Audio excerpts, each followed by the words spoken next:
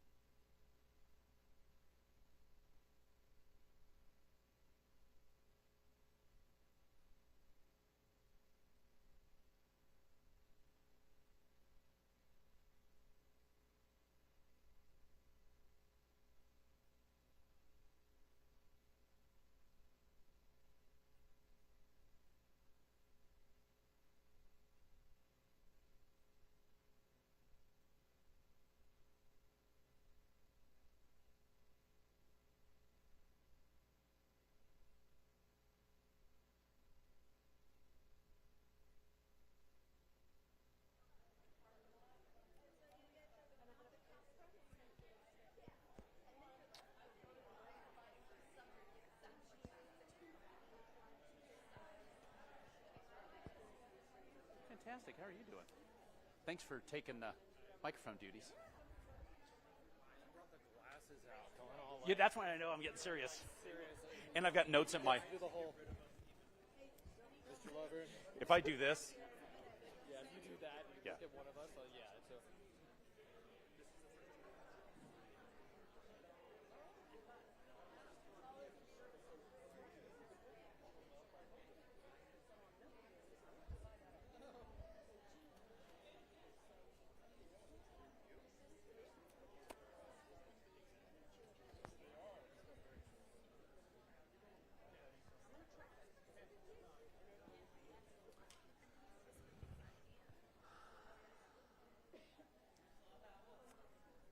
okay, everybody. I think we'll probably still have some folks trickle in. It will not hurt my feelings if you get up in the middle of this to go get some nachos or whatever is over there. So please help yourself as we're doing this. I really appreciate you taking the time. Thank you so much for being a part of this today. Thank you to everyone who is watching the webcast as well. For everyone not in the room. So if you are interested in sending a question after every topic, we're going to have like a little Q&A session on that topic. If you have something that you would like to ask, Mary Katie is back there working the live feed, and so you can send those questions to Campus Conversation, singular, Campus Conversation at SOU.edu. Yes? Yes. Okay. So any questions? Yeah, please send them in. Before we start, I want to take a moment because I sense that there is a lot of anxiety. I sense that there's a lot of frustration about the things that we just don't know yet. I share that with you. This morning, I did a media interview, and someone asked me, how do you stay positive? How do you stay optimistic about everything that's going on? I have 5 answers for that I'm going to share with you. But before I do, let me just, as we always do, start with a few words of gratitude. So where is Kay? So to Kay Swader and all of the wonderful people at the Stevenson Union, thank you as always for hosting us.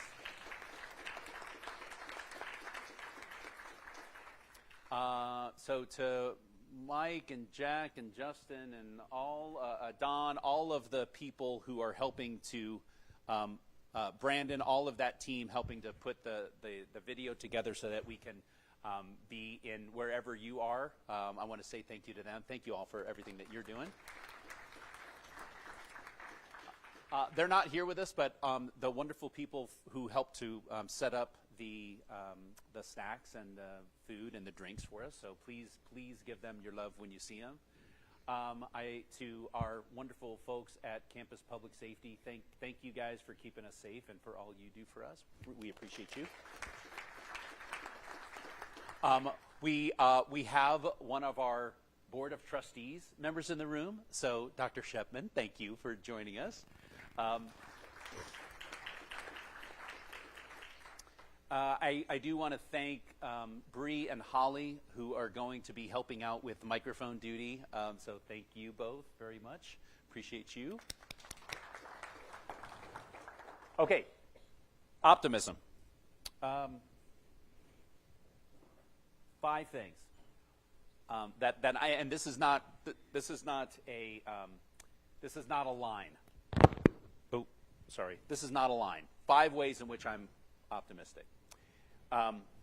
1, and this is going to sound like it's a joke, and I don't mean it to be a joke, but having been multiple times to Afghanistan, having been in combat and war zone, and no matter how bad things are, this is not that, right? So perspective matters, right? That is one thing that helps. Number 2. We're 153 years old as a university, 153 years. Some people in this room have been here for a lot of those 153 years. If there is a story about our institution, it is a story of resilience. It's a story of resilience. We have been through so much as an institution. And a lot of you have had a lot of sleepless nights because of some of those things. I look on my 3 years here, and a lot of it is characterized by crises that we've been through together. So it's not lost on me. And are there days when I wish that things were easier? Absolutely, I do. I do. But we are a school that no matter what happens, we come together and we figure it out. And that's what we're going to do. Every time we figure it out. And we try to find ways to make it easier on us as we do it. So that's a pledge that I will continue to make. 3 is something that I learned from my dad. I'm not saying this just because he might be watching. There are times when I reach out to him because I'm emotionally, because I'm struggling with something I'm trying to figure out. And this is a pretty lonely job sometimes. And so in those moments, I talk to him, and he'll always come out with some kind of words of wisdom. And hopefully he's not watching this part. He's a crusty old military veteran guy. He doesn't mince words. He kind of lays it out. He told me one time, hey, Rick, you're not the leader there for when times are easy. You're the leader for when times are hard. That's why you're there. And so this is not about me. Everyone in this room, everyone who's watching this, you are all leaders. All of you. And you know that, right? I'm not preaching to the you know that. And so leaders do leader things when times are hard. And that's when we step up, and that's when we do the things that we need to do to move the institution forward, right? This is one of those times. We've had a lot of those times, but we've overcome all of them, and we will overcome anything that's in front of us. And anything in the future that comes to us, we will get through it. That's what we do. Number 4. By the way, these are in no particular order. And I just hinted that I'm going to ask for his help on this. But here's my number 4 reason to be optimistic. Chris, I'm going to ask you to stand up for a second. Okay. You're going to hear from him in a second. This is Chris. He is the vice president of our SOU, our student government. He's reason number 4. Everything we do, all of the stuff that we put up with, all of the stuff coming out of DC, all of the nervousness about budgets and all the other stuff, right? All the stuff we deal with all the time. I come back to that. I come back to the fact that we do all of this so that we have an opportunity to help Chris and to help students like Chris and to help them find a path to their future and to find a path to the graduation stage. And doing that is a gift. It's a gift. Every day that we have here is a gift. And all of the other stuff that we deal with, that's just noise. This is the magic. Like, this is the reason why. And by the way, you can sit down now, sorry. Chris gave me the, hey, you know. By the way, also, I think Chris's family is watching, so that's a shout out to you too.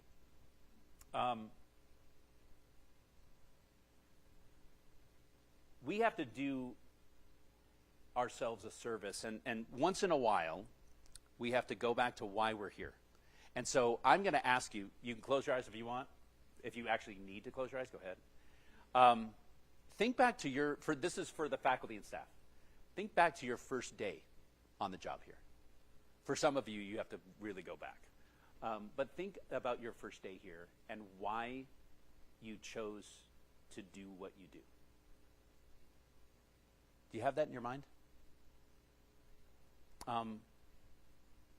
And there are probably a lot of different reasons, but I bet most of those reasons that are popping into your head have to do with the students. And the fact that you have an opportunity to be of service to our students. I want us all to keep that in mind and keep remembering that as we move forward. That's the magic stuff. That's the secret sauce about what we do. last but not least, I am going to quote former President Bill Clinton.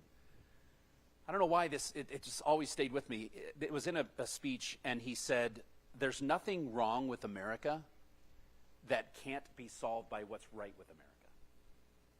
That's so powerful.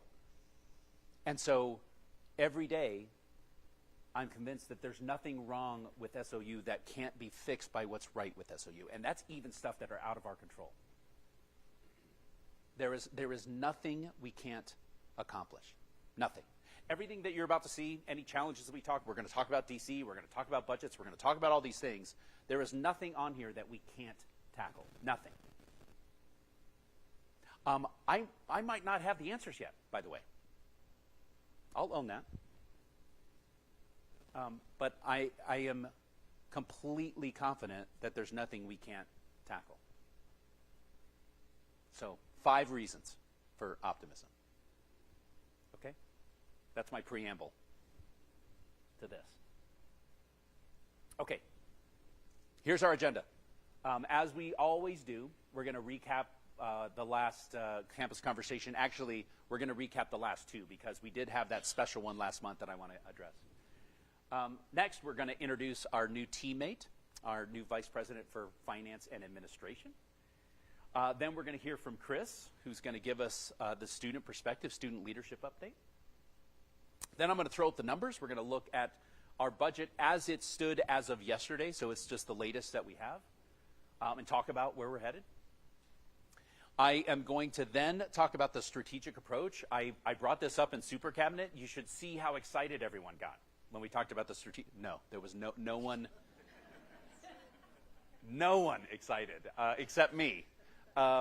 But you know what? It was 7 years ago, folks. So we probably owe it to ourselves to think about, now that we are in the place we are, we still owe it to ourselves to look forward and to envision something better, because you all deserve that. And to do it in a way that's not going to be super painful. It won't be. And then last, our colleagues are probably watching at home, but for Casey and for Janet, who are under the weather, we love you both, and hang in there. We are going to save some of it for our end-of-year breakfast, but I will just give you a teaser that one of the things we promised was that we would start looking at ways to use philanthropy to help us bend the cost curve. And so I am going to plant the seed that we are now starting to see the benefits of that. And it's the first of many. So super excited about that. Okay, recap. Last month, because of all of the things that were coming out of Washington, we thought it was appropriate, and I'll give credit to our friends on the Committee for Equity and Diversity for suggesting and recommending that we meet, to really kind of tackle this issue. Like, hey, the DEI is under attack. It is being hyper-politicized. Our position really has evolved, I think, in many ways. I was asked that in that same media interview this morning, asked the question about, are you changing the names of things? Are you doing other, nope. I want to give thanks to our Attorney General, Dan Rayfield, and to many Attorney Generals who have already kind of responded to what is now being called the Dear Colleague letter, that interpretation of this existing law that says, here's the way we think that law is interpreted. What we say is, diversity, equity, and inclusion here are not 4-letter words. So until we are forced to, for example, Jonathan's title is the AVP for DEI. That's it. We're not going to change it because those aren't bad things. Inclusion here means that everyone is worthy of love and respect. It's that simple. And so it doesn't matter. We talk about what diversity means here and what inclusion means here and what equity means here. And for us, we define it as love and respect for everybody. There is nothing illegal about that. There is nothing wrong with that. So let's just own that. I'm really proud of how we are responding to that. And by the way, when we talk about, you've heard me say this, when we talk about diversity, yes, it means the LGBTQ community. Yes, it means people of color. Yes, it means people of all faiths. Yes, it means people with accessibility needs. Yes, it means military veterans. Yes, it means people from rural communities. Yes, it means people across the political spectrum. All of it. That's all good. And we are a laboratory. We are a place that has demonstrated that when you have that as your North Star, love and respect for everyone, then all of these things that where there are attempts to divide us or to categorize us, those start to melt away. When we actually look at humanity and look at everyone's humanity as part of who we are and part of our DNA as an institution, we're going to stay committed to that.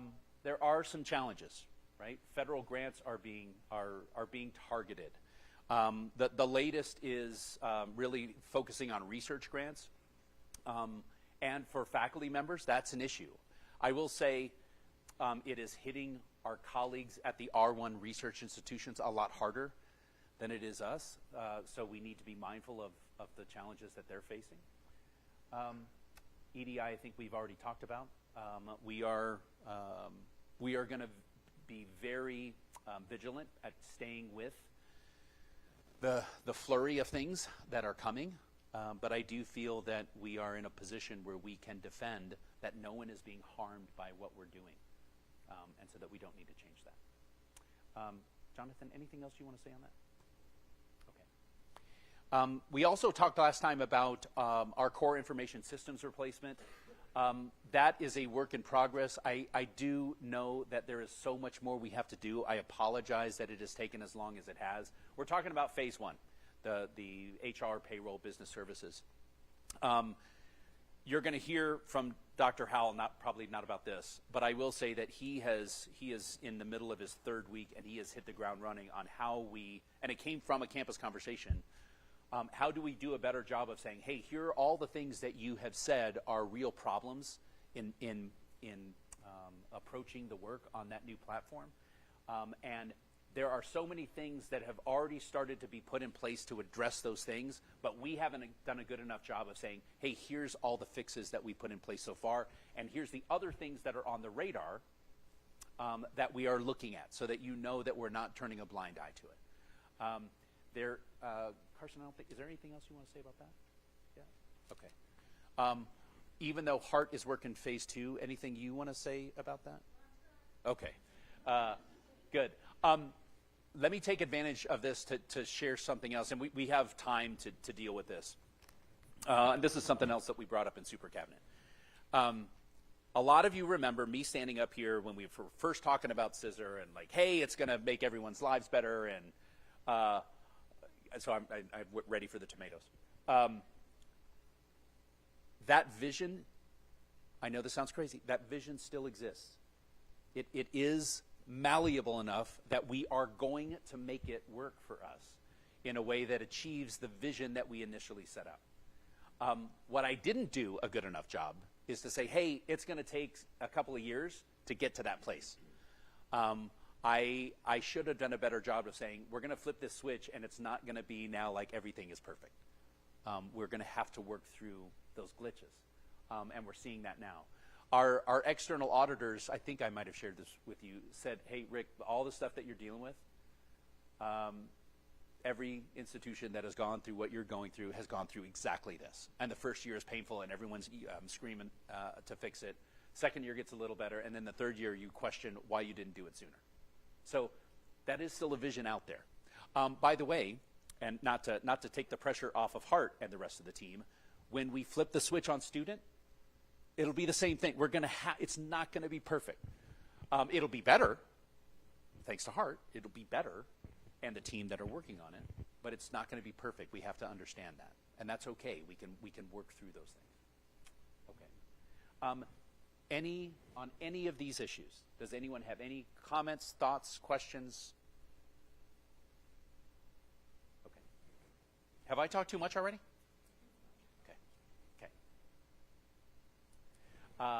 It is now my great pleasure. We've had a long path toward getting a new partner in finance and administration. Peter Angstad has done just a marvelous job of stepping in for us. We could not have asked for a better partner in that interim. And I can also say now that we could not have asked for a better partner in Carson. I mean, he is going to make all of us better. No pressure. Can we get a microphone to Carson to just say a couple of words? Carson Howell, everybody. Thank you. Thanks. Yep, it is on. No, I am really excited to be here. This is a great place, and early on in the journey of that whole search, it was very apparent how neat of a place Southern Oregon is, and so I'm really excited to be here.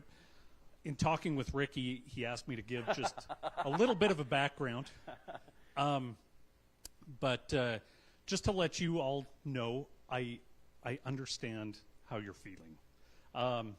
The institution that I most recently came from, I was the vice president of finance and administration there as well. And when I got there, we were in a structural deficit.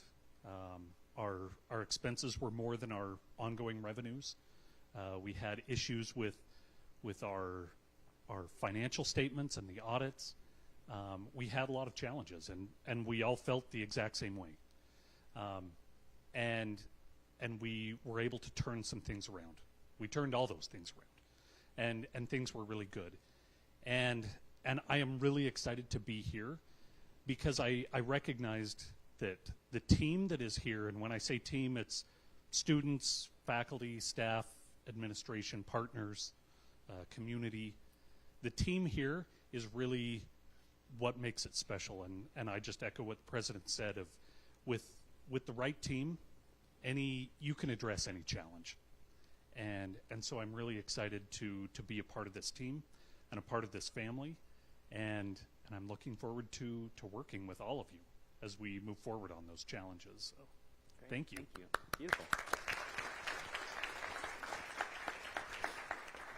Okay, thanks, Carson. We're going to have to talk about the Ricky issue. Okay, next we would, as we have now made a tradition, I'm really grateful.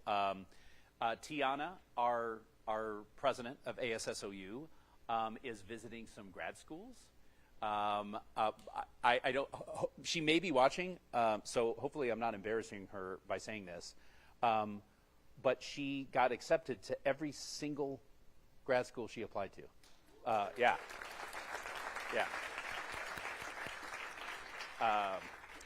So I started feeling like an imposter.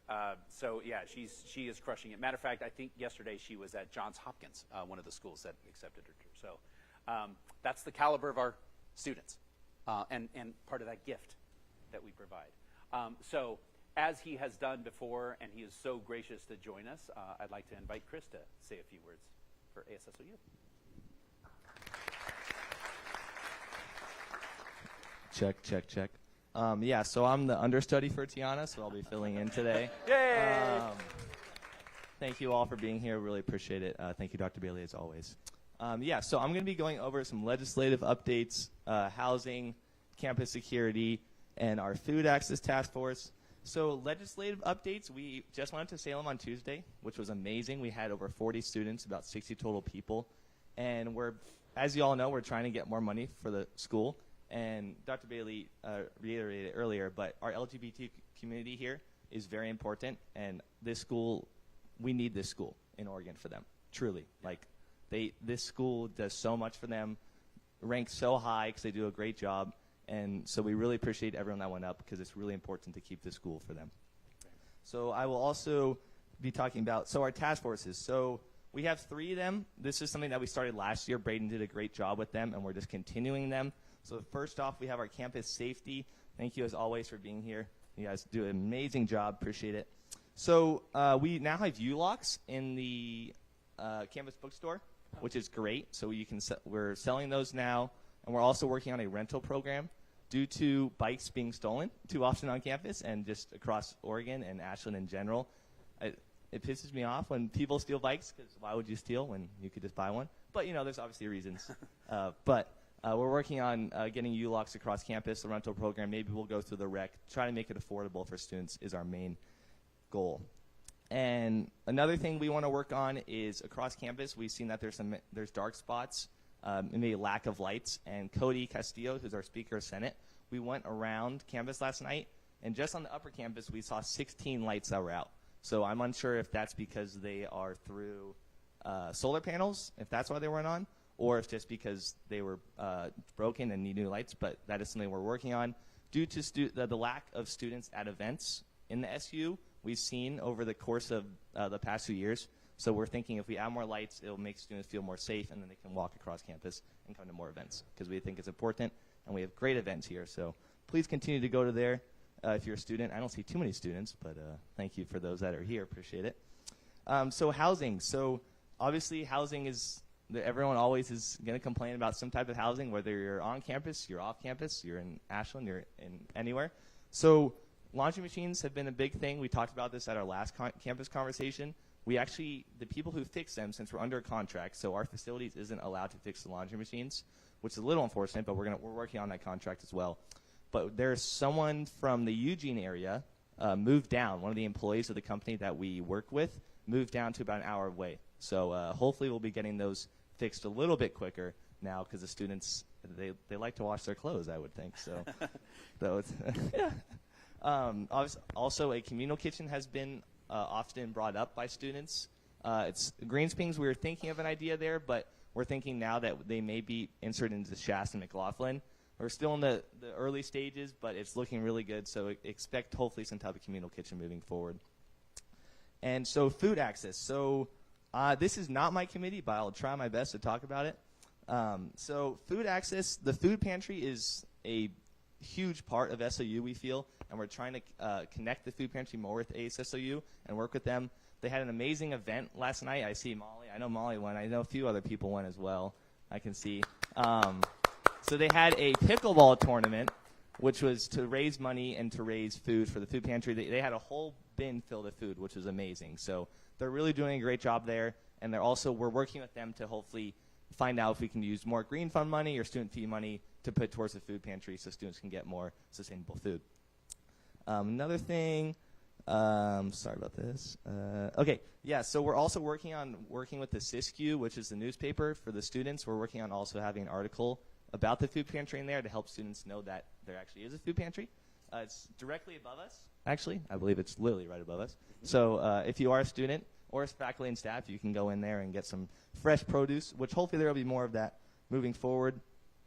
So we are also maintaining steady communication with SOU Dining, and on the third Thursday of each month, they have a foodie feedback, which essentially means you can go there, you can try the food, and then you give them feedback. And you can give them, don't give harsh feedback, okay? Be like, this was maybe a little too salty or something.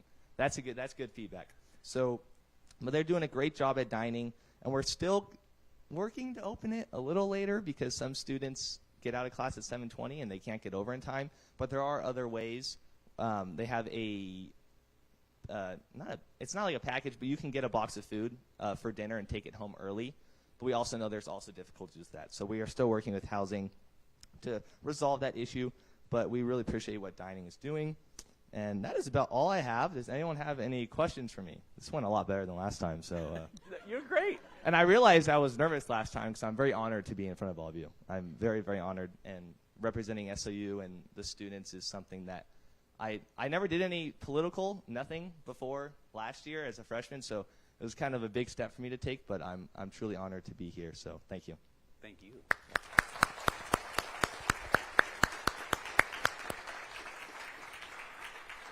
So I think that Chris's family is watching this, so just know from all of us that you have done something really, really well. We're super proud of Chris. Thank you for entrusting him to us. I also have heard, because a lot of people give me feedback on the videos that I shoot, and so I have had more than one person say, hey, maybe you should write the script and then just have Chris actually do the, so no pressure. That may be coming. Okay, thank you very much, Chris.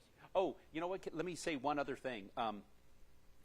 You've probably seen in your buildings a food bin. This is what we do every March. Don't be shy. There are ways to actually contribute. I was going to say if you're lazy, I did it. You can actually go on and just contribute funding. Or you can actually bring something that you are not going to eat and that's been sitting in your pantry and is not expired, let me be clear, and then bring that in and put it in the bin. And so I think there's some kind of contest going on to see every year which building can contribute the most. So again, we're trying to do our part as well to help this out. So, okay, thanks very much. Okay, budget update. As a reminder, these are the things that contribute to our revenues, and these are the things that contribute to our costs.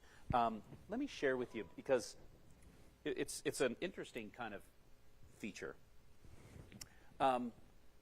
Tuition and fee and state allocations, those are going to be things that we talk about as we look at these numbers. There are some question marks, variables. So I do want to be clear, this is a guess, and we're being conservative in some ways, potentially realistic in others, so we want to be clear on that. And then grants and other income, which, by the way, we've never really captured. We recently released the request for qualifications for our senior living facility. Where's Rob Patridge? In the back. Please give him some love for all of the things that he's been doing behind the scenes to get this thing moving. It's one thing for me to say, hey, I have this great idea, what do you think? It's another thing to kind of figure out how to put all that into something that goes out. So to Rob and Patricia and got an entire team of people to help with that. Thank you for everything. Appreciate it. You know, we are potentially on track to have that thing open in the fall of 2027. Our pro forma shows that we're not making a dime out of it.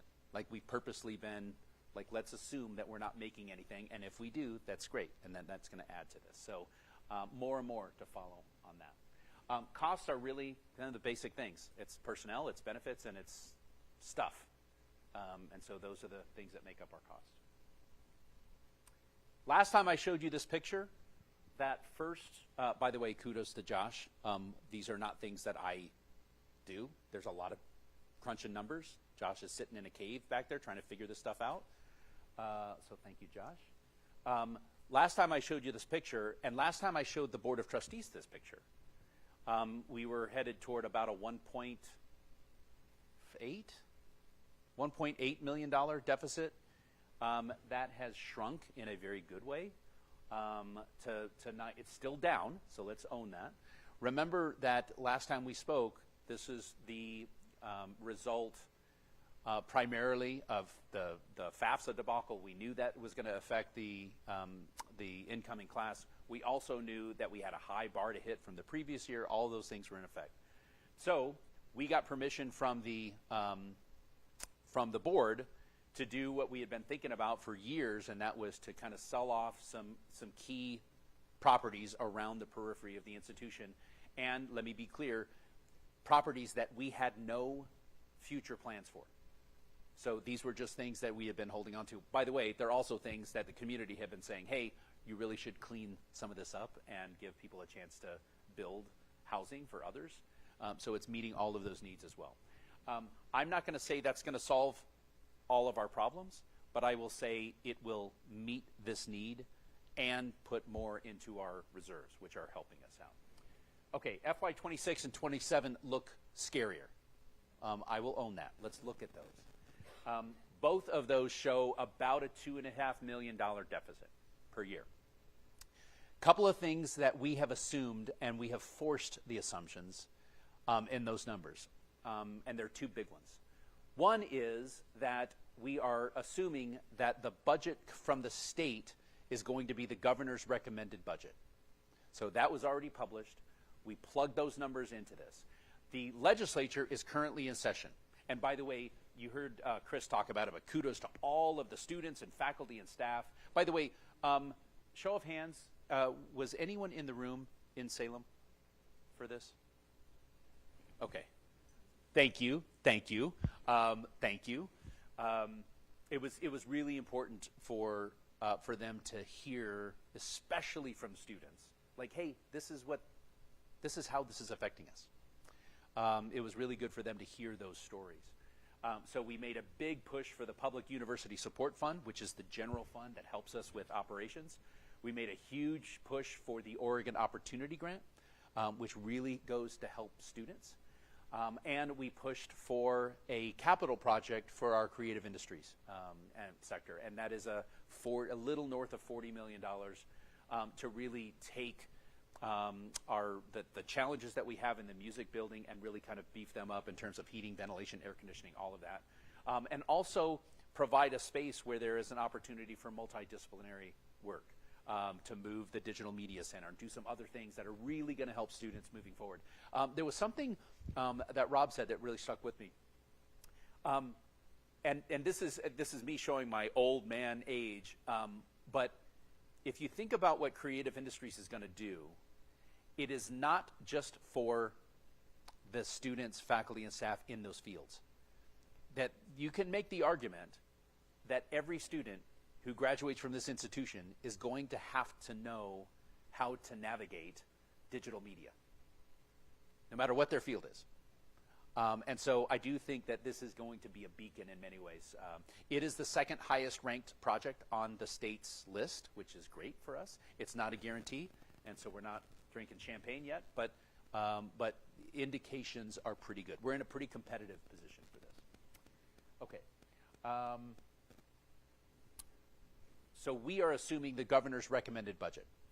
I am not making a promise here, so hear me clearly.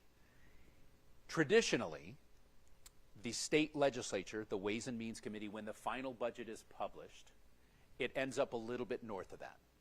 So, and there were some indicators from Salem that there is an intentionality to go above the governor's recommended budget. Anything that it goes above that is going to eat into this deficit. So we're keeping a close eye on that. The other thing that we did, and this is a wild card, is we forced, you heard me say this last time, we forced Josh to build in a 3% down in overall student credit hours. And so those numbers reflect for FY26 a 3% down in enrollment. So right now, and it's still early, but right now, those numbers are, we don't know. If they're in some ways, we're up in transfers, but in new students, first-year students, we're down. There's a lot of student behavior that is probably looking at things that are coming out of DC, is Department of Education going away, all of these curiosities, right, that are now anecdotally starting to affect student behavior. And importantly for us, both current students and prospective students. So, two things that I want you to know. One is, and I want you to hear this clear, and by the way, you already know this, to everyone here who is involved in admissions, recruiting, student success, all our SSCs, all our faculty, all our advisors, I know that you are doing wonderful. This is not, our student enrollment is not going to be an indicator of people who are not working their tail off. So, for example, to Zach and the rest of his team, they are crushing, they are working their tails off to do everything they can to bring students in the door, and we're very appreciative of that. There is something we can do to help, though, right? It's not just on them. We always, and you've heard me say this probably 10 times, and I hate it, so I'm going to try not to say it anymore, but hey, it's all hands on deck. Here's what I do want you to know. Every student you interact with, if you sense that they have something going on, I'm going to ask you to do what you always do and do it in overdrive. If there is something that they need, take them to the resource that they need. Show them that extra little bit of care. That simple act of kindness can make a difference in retention. It can make a difference in recruiting. By the way, ask Mary Katie. If there is a tour of prospective students, I am almost rude in my going up and interrupting and, hey everyone, I'm Rick and I'm here and this is a great place. Like we can all be part of that solution, right? Be ambassadors to this institution and be the loving, kind, supportive people that I know you are. Okay? As we get more information, we'll keep you posted. I know this is going to sound crazy. I am not up in the middle of the night freaking out about this. We will figure this out. We always do. We'll look to see where the legislature lands. We'll look to see where our enrollment numbers land, and then we'll come together and we'll figure it out. That's our plan. Yes?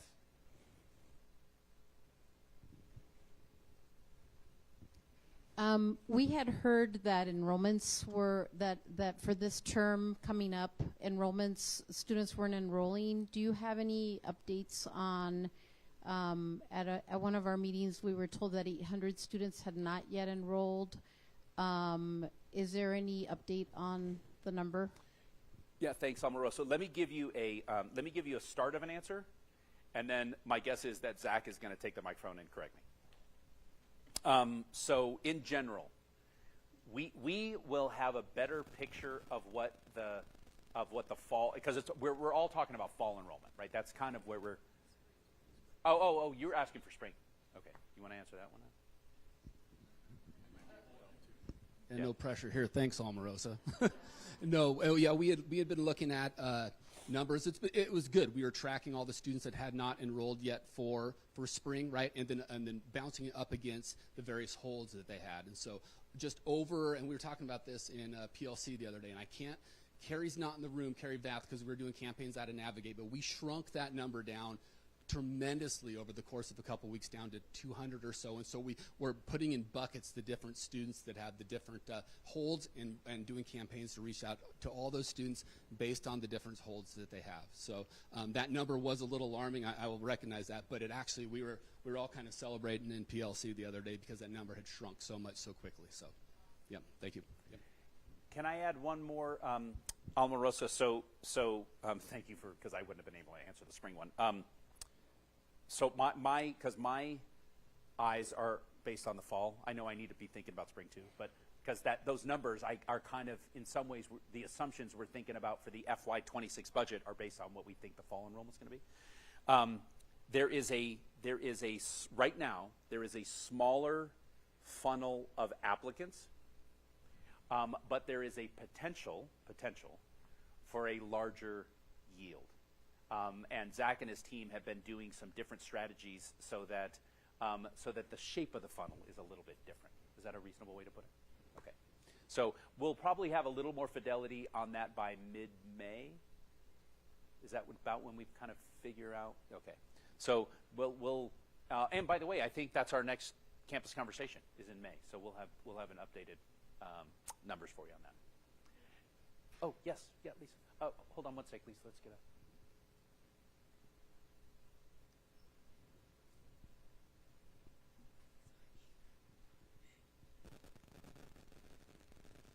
Okay, so I'm just asking the question. I'm not necessarily expecting like a concrete answer, but along the lines of inclusion, I have so many students that are in my classes and my advisees, and I feel like I'm the person that they come to. I might actually start crying. Yeah. And they come to me and they say, I'm not going to be able to come back next term. And I have to look them in the face. And I have to be the person that walks them to the resources, which I have been doing. I've been emailing people all year. I've been talking to wonderful people across campus, and I'm not suggesting that we're not doing our job. But I don't know what to tell them, and it's weighing heavy on my heart because these are the students that are coming from lower income families and families like mine. Like, I'm a single parent raising my kids, and I don't have much resource. And these kids are coming to me and they're telling me, this is my situation. My parents cannot afford to co-sign a loan. And my parents cannot afford to support me in this way. And so I'm going to go back to fill in the blank, very small town, where it's sort of like a dead end. And it's hurting. And I feel like I'm the person that has to look them in the face and go, yep, see you later, and I hope the best for you. And so along the lines of that, EDI, to me, is what hope is there? Like, what do I tell my students? And then the emails that they're getting from the folks and all the different places are wonderful, but it's not filling the gap. And I know that there's not a magic answer, but I am feeling hopeless, and it's really hurting me. And it's hard to look my students in the eyes and just tell them I love you, and I want you to be here, and I believe in you, but you have to go. Yeah. And you know what? I don't have a solution to that. I don't. And I get those calls too. And I share those tears with you. I am going to hold on to hope for a couple of things. So one is, have we done everything that we can on our end? I know you're already doing this. Have we done everything that we have? We have students who are here who could be eligible for Pell Grants who don't fill out the FAFSA, right? That's a thing. Now, let me put a caveat. There are some students who we serve who, if they fill out the FAFSA, that could expose them to risks that are problematic for them and their family. Like, we have to be very respectful of that. So for them, there is an Oregon version of the same thing, right? That's a better. But we certainly need to make sure that we're leaving everything possible, that we've explored all those possibilities. Even in the sense of, and by the way, I'm really glad for what Professor Wildman just shared with us, because when we were in Salem on Tuesday, there were students who were sharing that story. And, you know, it's one thing for me to sit in front of, or Rob or someone else, Mark, to sit in front of a legislator and say, hey, here's really why we need, but when they hear it from a student like that, that's a whole different, like, that's when they're writing things down, right? So we need to do a better job of sharing that story, right? By the way, I'm going to ask you to come up with me to Salem and share that story.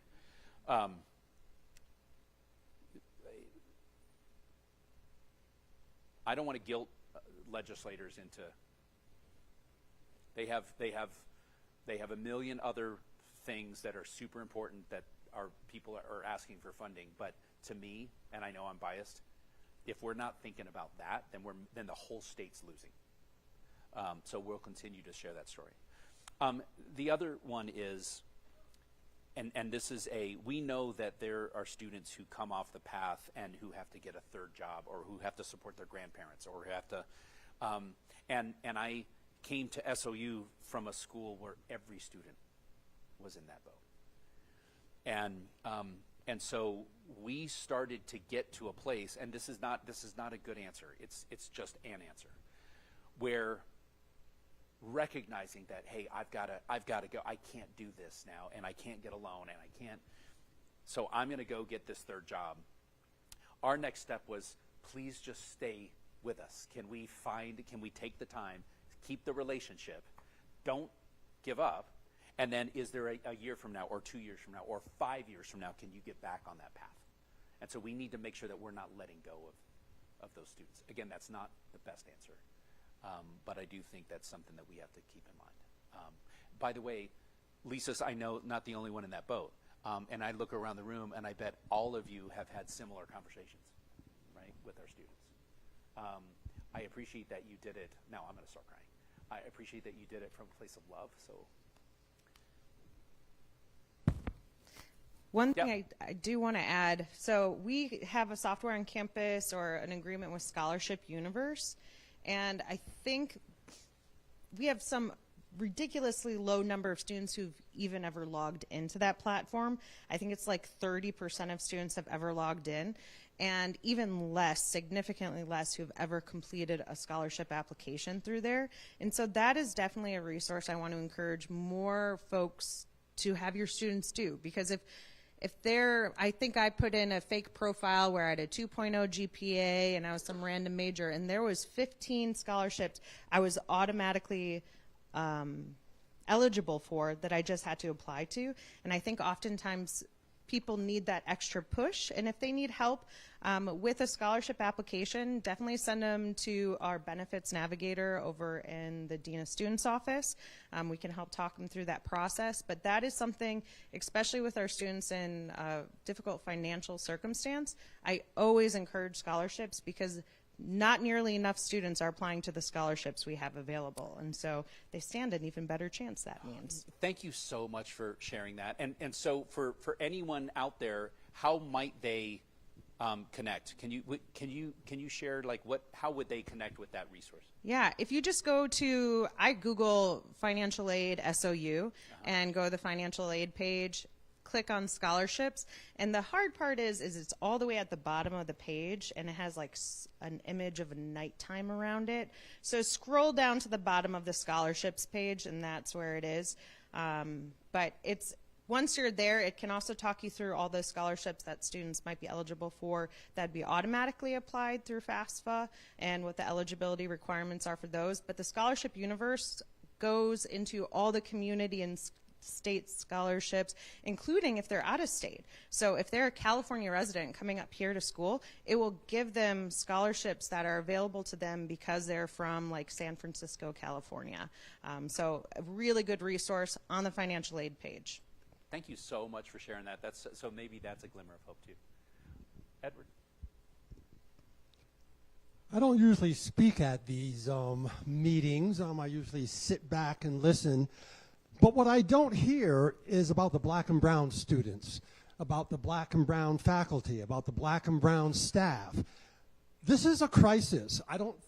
It doesn't always sound like people think it's a crisis because they're not hearing from the black and brown students. I have Mexican students in my classroom who are scared to death of their family based on immigration. We have an administration that addressed Congress the other day and gloated over the attack on DEI and the attack on wokeness. So I'm a little bit more concerned than everybody else sounds. This is an attack on black and brown students. This is an attack on me having freedom within the United States of America. So there's a lot going on, and I don't know that this campus is prepared for what's coming down the line as the president makes more executive actions and is targeting the Department of Education, targeting everything we believe in. And so I'm not sure I hear an urgency going on concerning what's happening to the black and brown students. And plus I have Japanese students in my classroom and other students. And this is very, very disturbing to me. And I'm very, very concerned. Quite frankly, I'm angry. And I'm looking for something to be done. And I don't know what that is, but something has to be done by this university and people around America. Yeah. No, I thank you, Edward, and I appreciate you sharing it. Yeah. Yeah, there are, that anxiety, that anger, that frustration is real. I know it, and we're hearing it all across the campus. And maybe this isn't enough. You know, I'll own that. Our approach to it, I come back to a quote from Dr. Martin Luther King Jr. It's darkness can't drive out darkness. Only light can do that. Hate cannot drive out hate. Only love can do that. So how do we channel that? How do we do it? For us, it's about, at least for me, it's about, okay, here's SOU. Here's our campus. And we can't shield, you're right, we can't shield from everything. So we do the best we can. Kudos to Jonathan and Rob and others who put out, okay, look, here's some resources available to you. If you see this, here's who to call. If you see this, reach out to Campus Public Safety. So we're trying to do the best to navigate that. And we're trying to continue to cultivate an environment that no matter what comes out of DC, that this is a place that stands for love and respect. And it's going to be tested. I know it will. And I'm with you. I don't have the solution. There's no magic answer to this other than let us be the role models for love, and let us make sure that everyone who we serve here knows that, and that we demonstrate it. By the way, you've done a good job of skipping ahead to kind of be what will be my last statement of the day. So let's put a pin in it. But I very much appreciate you sharing your thoughts. I just had a quick question. I'm a senior here at SOU, and I was wondering, has there ever been any talks to reduce student fees for online courses?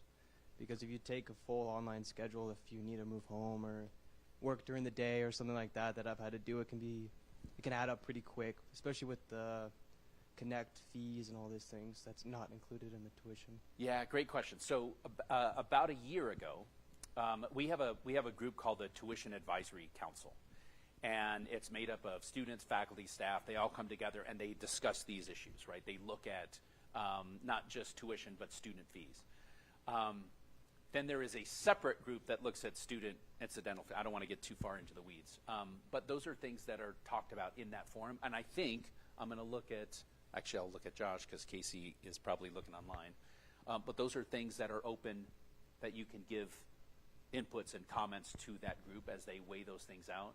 I will say that before, and this is tangential in some ways to your question, but before, we had students who were getting penalized in a way for doing both, because we have a lot of students here who take some in-person classes and they take some online classes, and they were basically having to provide double the fees. So the single fee concept basically said, look, the nature of our SOUs, our typical SOU student now, is one in which they do multimodal methods of coursework. And so let's make sure that the fee is kind of updated to include that. So it's really just, we're working toward just one single fee. So I don't know that there's going to be potentially in the future an appetite to split those two things up again, maybe. But I think right now it's really looking at, hey, how do we make sure that that fee is fair, really, knowing that students are taking a lot of different ways of accessing their education. So it's not the best answer to your question, but I think it's something that we're super mindful of as we move forward. So keep giving those inputs, and we'll make sure that those inputs get to the TAC. Thank you. Are you graduating in June? No. Okay. Soon? Okay. We're all counting on you. Hey, can I share? Here are how much time do we have left? Okay. I was really on time. It's all these questions that have delayed. No, kidding. Here are 6 things that are on my mind. Our institutional budget committee is going to meet this afternoon. I wanted everyone to see this. These are 6 things that are on my mind as we start thinking about the budget for FY26. And there are no shockers here. Enrollment retention, state support, obviously those are the 2 big drivers for a lot of our revenues, at least so far. Staff coverage and workload is still a big issue, right, for our staff colleagues. Reserves. We at the same time we're dealing with these challenges, I want us thinking about how we put money in the bank to keep us more resilient. Our faculty union, we're going to be entering negotiations with them starting in April, so we need to be mindful of that and prepare for that. And then lastly, and I'm not putting this last out of priority, I'm putting it last as a foot stomper, and that is we have got to find a way to take care of unclassified staff.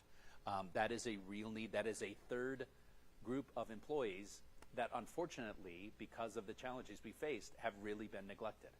We're still on the 1133 path, which is great.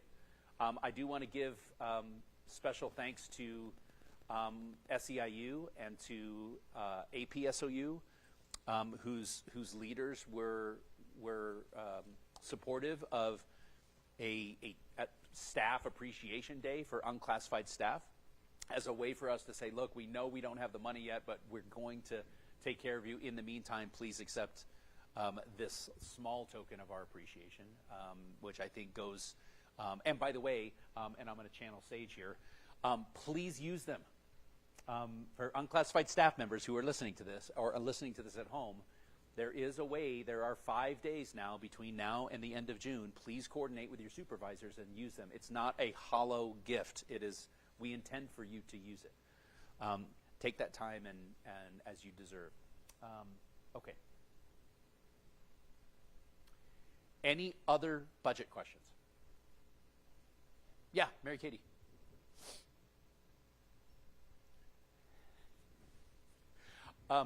Everyone, this is Mary Katie's first time at the desk.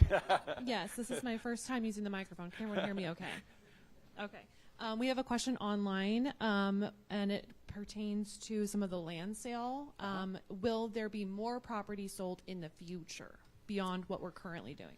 Yeah, it's a great question. I'm going to say it depends, and that's not a dodge of the question. We are going to hold true to something that I said before. We cannot use one-time money to solve structural problems. Right? We're not going to use one-time money to solve structural problems. We can use one-time money to put into reserves. I like that.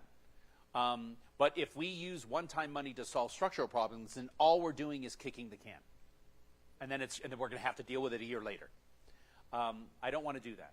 So there are, this initial land sale was done to address this specific issue. If we find out that our new normal for enrollment and retention sits somewhere below 3%, then we're going to have that conversation. But I don't want land sale to just be our thing. There are a lot of properties that we have. Dr. Angstad, during his time, really helped kind of get that back off the ground. Rob's done some, and the team have done some great work on this. So there are other properties that we could sell if we have a lot more that we could sell if we had to. But I want to be very, very careful before we use that as an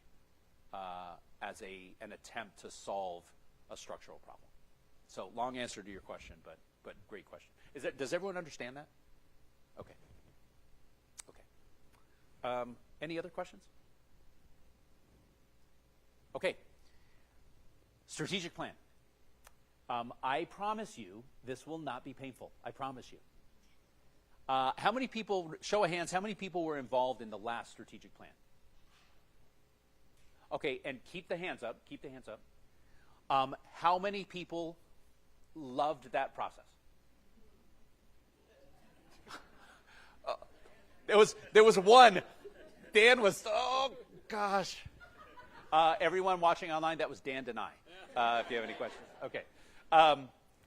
I actually liked the strategic plan. I thought that whoever participated in that, I thought it was a very thoughtful approach. I thought there were a lot of good things about it.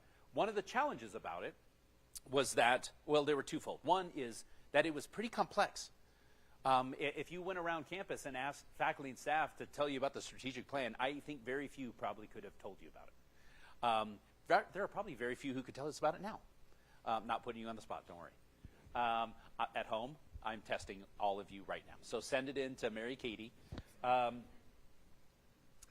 other thing is, it was difficult to know if we were succeeding, to know if we were doing the work and if it was making a difference.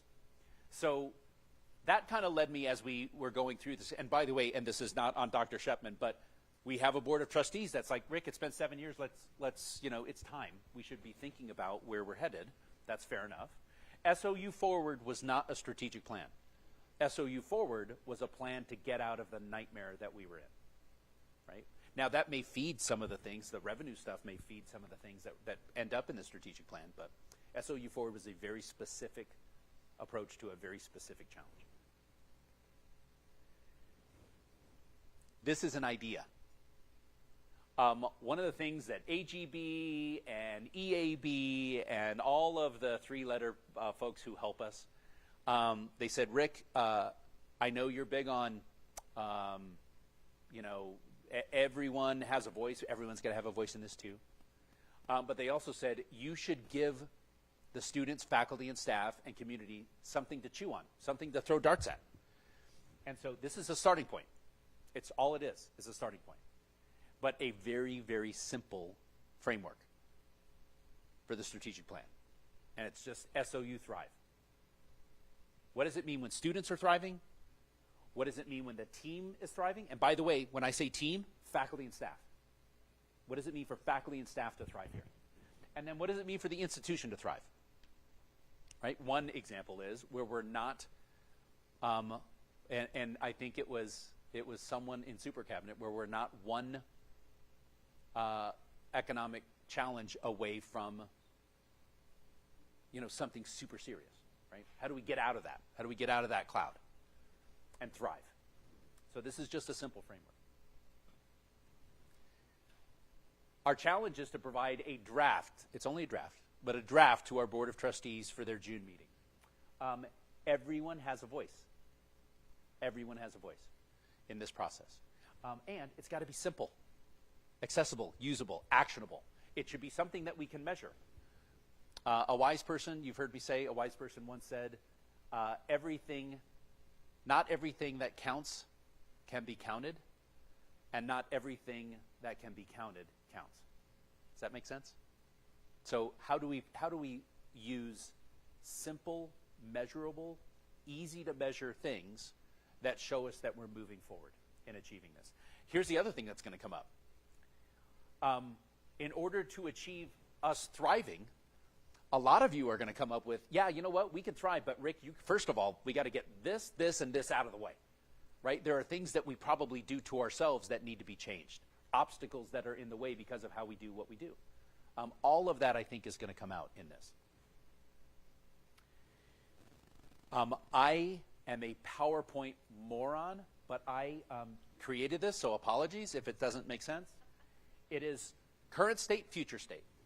Here's where we're at today. Here's where we're trying to get to. There are 3 different buckets. Sorry for the eye chart, Deborah. 3 different ways to maybe access, right, inputs from our campus community. One is to do something that everyone can participate in. Having some kind of a survey, optional, by the way. None of this is mandatory. Optional. And all you're doing is answering 3 questions. What does it look like for you when students are thriving? What does it look like for you when the team is thriving? What does it look like to you when the institution's thriving? Those 3 questions, that's it. We're going to do some focus groups. So for our sharing governance partners, I'm going to look to Professor Coker and Faculty Senate to say, and to Dr. Anderson and APSOU to say, hey, let's allow the Faculty Senate and APSU to look at faculty members that they would nominate to be a part of a focus group. So a facilitated by someone, by the way, outside of the university, to facilitate those 3 questions and have a group discussion. That's where some good juiciness comes out. And then do something, and I'll give credit to Rob for this, do something that we did similar to what we did with the Facilities Master Plan Amendment. And that is, once we start to get some of this together, we actually look at a format like this. Hey, what are the things that you see, and answer those questions? What have we not captured so far? And really have all 3 of those ways in order to glean answers to those. Then we synthesize that stuff, and we start to look at how those 3 buckets get filled, and we go from there. Part of this is also going to help us determine identity. You've seen me do something like this, and by the way, this is kind of updated based on what Super Cabinet gave us. There's 3 different parts to who we are. When we went through SOU Forward, it was, hey, we're a liberal arts institution, hey, we are regionally responsive, and then we have this innovation and creativity. It's kind of started to evolve. As we start to define who we are as an institution, I'm going to always come back to love as the centerpiece. It's to me, over and over again, I'm reminded that's the secret sauce here, and that's what you do better than anybody. So this is also going to be part of that process, right? Who are we and where are we headed? We may end up with something like this. This may be the framework. And by the way, this won't be a 50-page document. It'll be a 1-page document that says, hey, here's what it looks like when students thrive. Here's what it looks like when team thrives. Here's what it looks like when the institution thrives. And then from that, and by the way, this will be your inputs, what are the 3 objectives that help us move towards students thriving? That might indicate some of the things that have to get out of the way first. We in the cabinet, we call this the FSS, or fix some stuff. You could say something else instead of stuff if you want. Fix some stuff. Sorry, Chris's family, for that.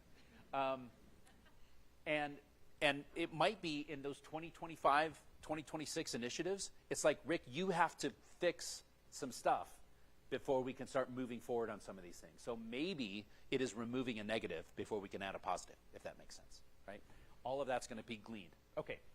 Again, that's just a possible framework. Here's the dizzying chart. And by the way, I will share this with Faculty Senate. I will share this with Staff Assembly. I'll share this with ASSOU. I'm very happy to share this with SEIU and our friends at APSU, if you'd like. This is free and open to interpretation.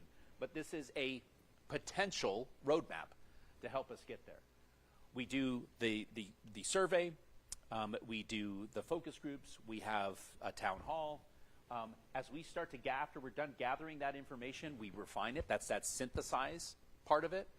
We look at some things that might, based on the objectives that are starting to form, what might be measurable.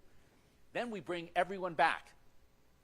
And we say, hey, everyone, in Students Thriving, here are the top 10 most articulated objectives that people have given us, that if you do these 10 things, here's likely how we can help students to thrive better than they are today. And then we're going to allow everyone to go back in, and this would take you literally 3 minutes. Rank order them. What's the most important of these? And from that, maybe we get down to 3.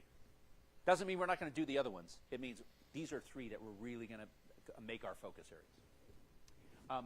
All of that then will come back. By the way, when we do May campus conversation, I'll be showing you this based on your inputs and the priorities. And so you'll have a bird's eye view of what it looks like before we give it to the board in June.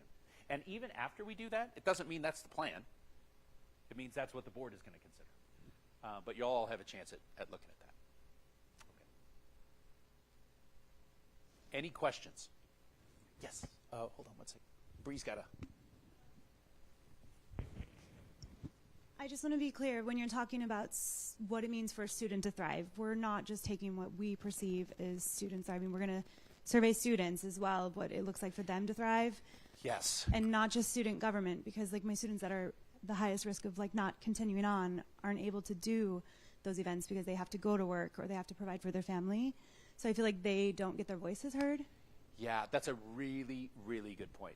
So thank you for that. So, and it really is, you bring up a good point, and I will confess this, actually, as we started thinking, our first point was, in terms of a focus group, hey, ASSOU, tell us who, you're right, you're absolutely right. It's the students Lisa talked about, right? Those are the students we want to hear from, right? So how do we, and I don't have an answer to that yet, but let's take that for action. That's a really good one. How do we assess that?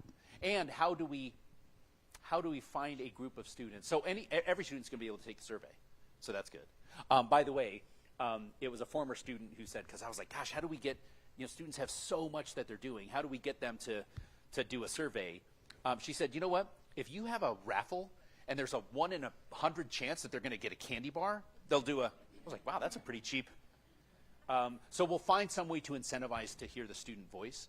For the focus group, though, I think it would help to find out, and maybe we'll look to faculty and staff to help us, like, nominate, hey, you know what, this is a student that focus group needs to hear their voice. I would love that. So we'll build it off of that. Thank you. That's great. I had not thought of that. Yes? Is it Katrina? Hi, yes. Would you mind standing up? This is, I'm sorry to embarrass you. This is Katrina, who just joined us and is part of our library team. So welcome, Katrina. Yeah. Hello. Yeah, I'm your new Access Services librarian. Come to the library, check something out. You'll see me and the other wonderful people I work with. Shameless ad. Nice. Nice job. You gave me a microphone. I did. So I want to know who this outside group is that's supporting the facilitated focus groups and how they were selected. Yeah, so it's a good question, Katrina. It's not official yet, but SOU has a partnership with a group called EAB. It's a partnership that allows, and we think this is going to happen, where they actually would help facilitate the focus groups at no cost. So it's actually part of the partnership. That facilitation may be via Zoom. That's the part that we're not sure of yet. They also will help us as part of our current partnership. That synthesis part I talked about, so it's one thing to have all of these inputs. It's another thing to say, okay, what does that mean and how do you distill that down? So they will help us with that synthesis to say, okay, you know what, from all the inputs, here are the 10 objectives in team thriving that really rose to the top. And then allow us to go in and prioritize. The other piece that they will do is they will help us say, hey, you know what, you said that one of the objectives is, I'm spitballing, this might not be one, but course completion. Right? Course completion is and so they will also say, hey, you know, if course completion is one of your objectives or reducing the D's, F's, and withdrawals, here are the benchmark ways to measure that, right? Then we have to decide, okay, well, here's what it was in 2025. What do we want it to be in 2029 or 2030, right? So it's a long answer to your question, but that's anything that they don't do, then we'll explore other options. We have a group in-house that does some very similar work and can do it very affordable. So I think we have some options to make it happen. Thank you. Yes? I have another question. Okay. So I like the Thrive model that you're showing, but I understand that we're going to have a quite significant reorganization and that the provost is looking at realigning different programs, you know, or all the programs. Yeah. How does that sort of work with the timeline of this? Because it seems like a lot of sort of shuffling and a lot of work and so how Yeah, it's a great question. So I want to be respectful of Casey, and I want to answer it the best that I can, because it's really, that's a question that I think she would want to help answer.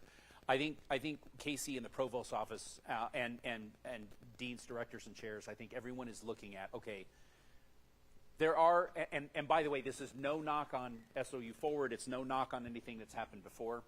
And by the way, for faculty members who have been here for a long time, there are so many different cycles of how education has been and how our programs have been organized and reorganized over time. So I understand the change fatigue is real, and so I want to be respectful of that.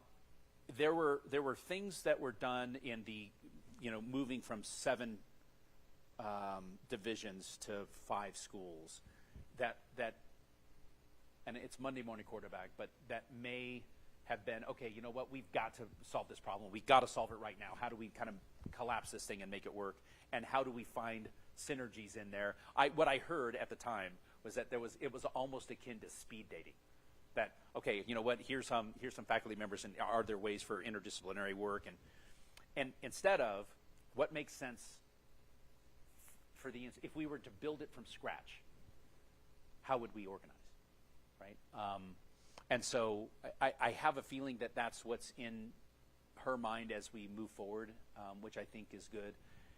Your question is also really important as far as the strategic plan. So as that is happening, does that now enhance what is going, or does the strategic plan actually come into conflict? My hope is that these two things happen side by side. I mean, this strategic plan and at least the framework for it is going to move pretty fast. So I do think that there's a potential for some synergy to. Is there anything you'd add to that? No, just that. Hold on one second, Dan. Just that if the overarching goal, and this is going to sound trite, I suppose, but if the overarching goal is to thrive, then as part of that process of realignment, the input should reflect what will best allow your individual program to thrive, and do we have it placed in the right school, college, whatever it ends up being.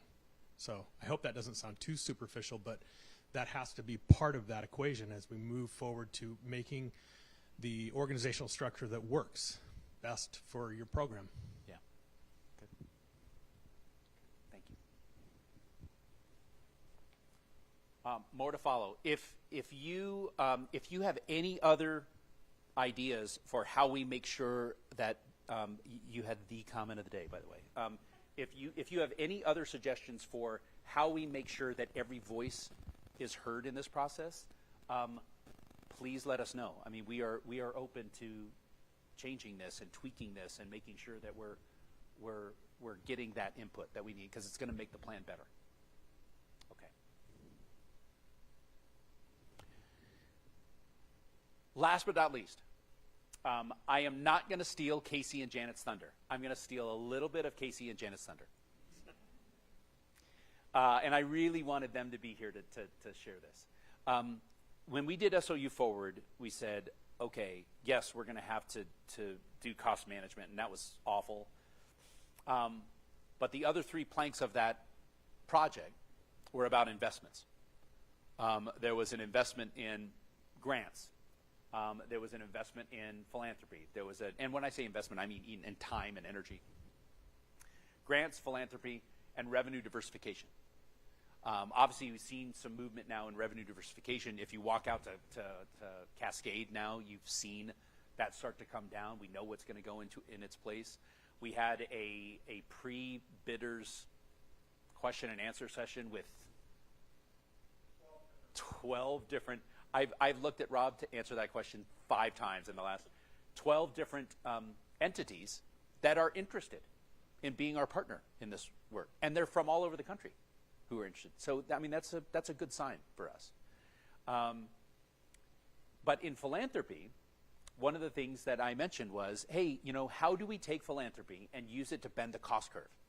How do we start thinking about leveraging philanthropy? So it's for scholarships. It's always great for scholarships, but how do we also use it for faculty and staff? How do we use it to actually bend the cost curve? Are there ways to have endowments for programs? Are there ways to have endowments for faculty positions and staff positions?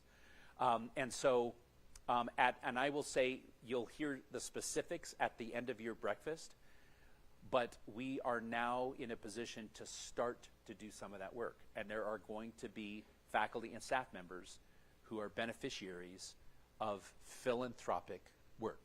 I'm going to ask everyone who is involved in advancement and the advancement team to stand for a second. Okay. Can we show these folks some serious love for everything that they do? So thank you all very much.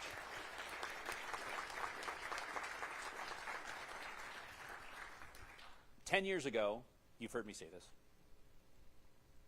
10 years ago, we were raising $2.5 million a year on average. And today, and in the last 3 years, and I'm not saying that because those are the 3 years I've been here. The last 3 years, we've raised $10 million a year. We've quadrupled what we're doing. That is, I'm all funniness aside, that is not because of me. That is because of the people who just stood up and the work that they are doing, amazing work that they are doing. So thank you for that. So now, it's how do we leverage it? How do we build to a place? We're in the middle of a silent phase of a campaign. When we get to the end of that campaign, our goal is we've got to now look at strategically where we're using those dollars in ways that have long-term benefits for us. So you hear more about it at the end of your breakfast. One final thing, as Dan walks off. No. This is a forum for you. So if you have topics that you want to discuss, there is nothing out of bounds. If there are topics you want to discuss, please send them to Mary Katie, President's office at SOU, and we'll make sure they're included in the next agenda. My final thought is this. Actually, we have time. Is there any other? We probably have time for one question. Does anyone have any? Otherwise, I'll give a final comment and we're out of here. Okay. When times are tough, when there's anxiety, when there's frustration, when there's, and Edward, you put it well, when there's anger, it's real and it's justified. and we understand it. When we're all feeling that,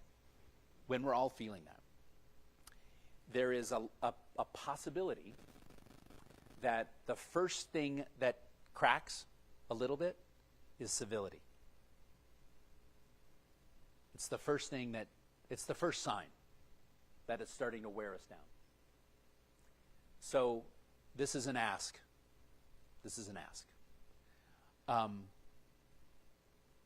I know it's hard, and I know we don't have all the answers yet, and I know that that there's still more uncertainty.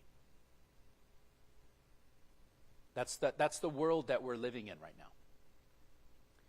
now. And I am confident that our best days as a university are ahead of us. I'm sure of it.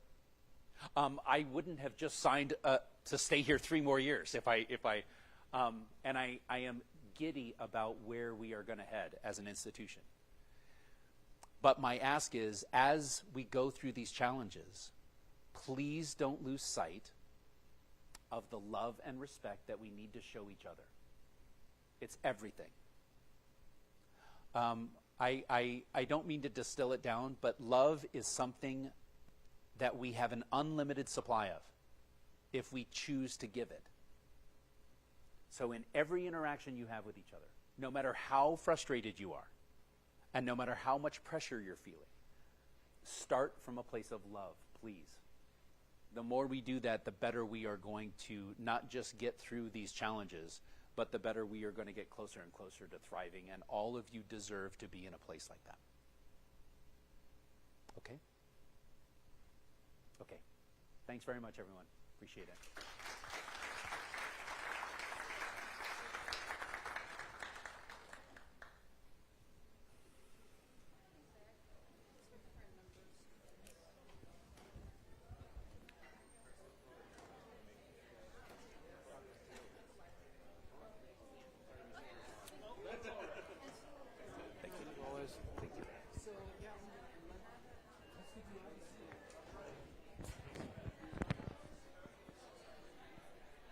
Thanks, Don.